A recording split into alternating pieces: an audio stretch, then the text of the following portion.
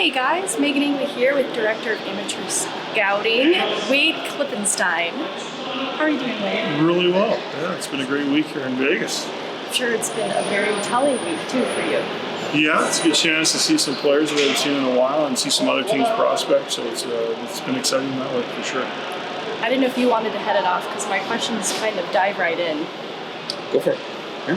Well, the nature of pro scouting is very different from amateur scouting. Absolutely. And I was curious in how you measure success in evaluating your wins when you're looking at amateur scouting, because it's so obvious for the pro scouting side of things when an artillery lieutenant is a great fit with a Stanley Cup winning team, whereas your side of things, it takes some time for this to be fully realized.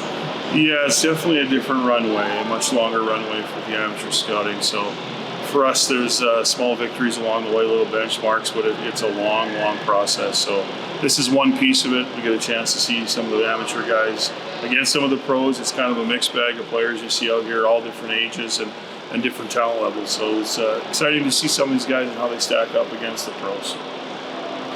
So I'm curious, Megan's talking about measuring your wins and some of the losses over time, but when you guys when you're not successful on the amateur side, how do you reevaluate and look inward and say, what did we do wrong here, and kind of how do you guys separate, well, did we draft a guy that wasn't very good, or did we fail to develop him?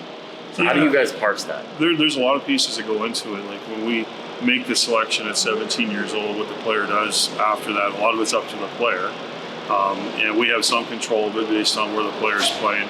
And we drafted 2 players this past year from Russia, so our development team's access to those players is a little bit limited versus a player that's in the CHL that we can get to a little easier. So there's different things that go into it. We see how it turns out, and we go back and revisit it and see, did this player have the path to success we thought they did? The people in their lives, whether it's their strength coach, their goalie coach, skills coach, where they played junior, we're a part of it, but we're partners with a lot of people, so we try and make sure when we draft a player that they do have that path to success, and when they don't, what happened? Was it on the player? Was it on us? Was it our evaluation process that we thought we saw something we didn't? But there again, there's a lot of pieces that go into it. You talk about a player's path to success. We've got Jeremy Hanzel out here this weekend. He's in kind of a unique spot. Yeah. You guys did this a few years ago with Brandon Sajan. It didn't work out the way that you wanted to. What do you see as Jeremy's path to success, and what would be the value of an overage year in the WHL? Yeah, it's a great question. Interesting file. Obviously, an older player that had a lot of success last year with his team in Seattle, and going back there is some positives there. We have a bit of a different role, maybe a little more offensive opportunity than he had these past couple of years. Is he good enough to play pro where he can get enough out of it? I think that's still to be determined. I think we've seen flashes of some real positive things both in the development camp and here again this week. We'll see him hopefully into training camp and beyond.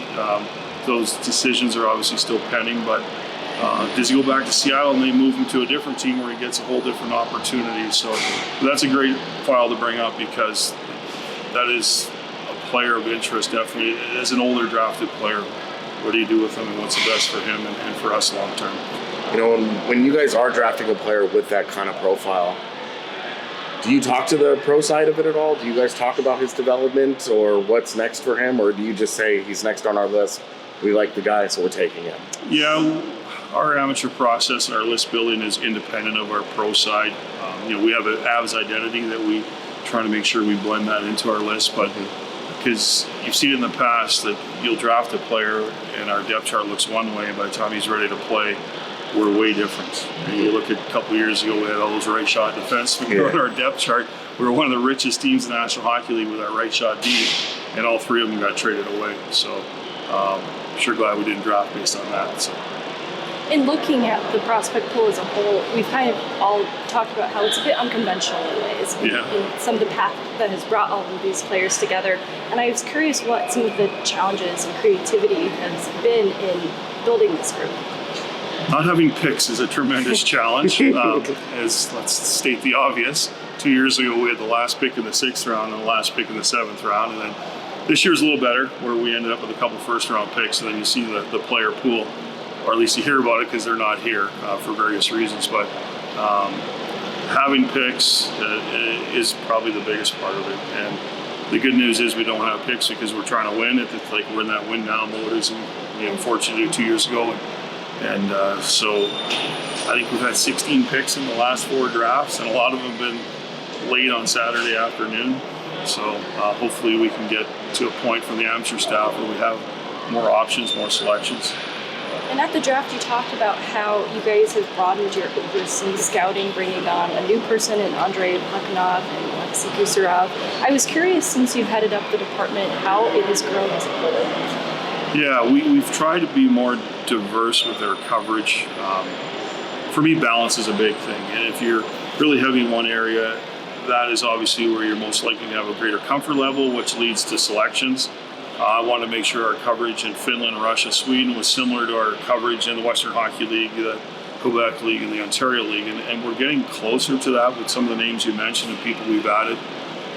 We've made some changes in how we structure our staff to get that more complete balance in our coverage. So I think you saw some of that in our selections last year. But at the same time, your selections are so based on what other teams take. You might like some guys, you might have 4 CHL guys in a row, and all of a sudden, bang, bang, bang, they're gone. Yeah. And now we take the guy from Russia. So a lot of it's out of our hand with 30 other one teams in the mix. And there's certainly been an uptick of college players, too, that are being picked up, whether that be free agency. And Kevin McDonald shouted out Mike Battaglia as the director of video, being a huge component in helping that. But I was curious, behind the scenes, what other ways that area of scouting has become a lot more important or more closely looked at?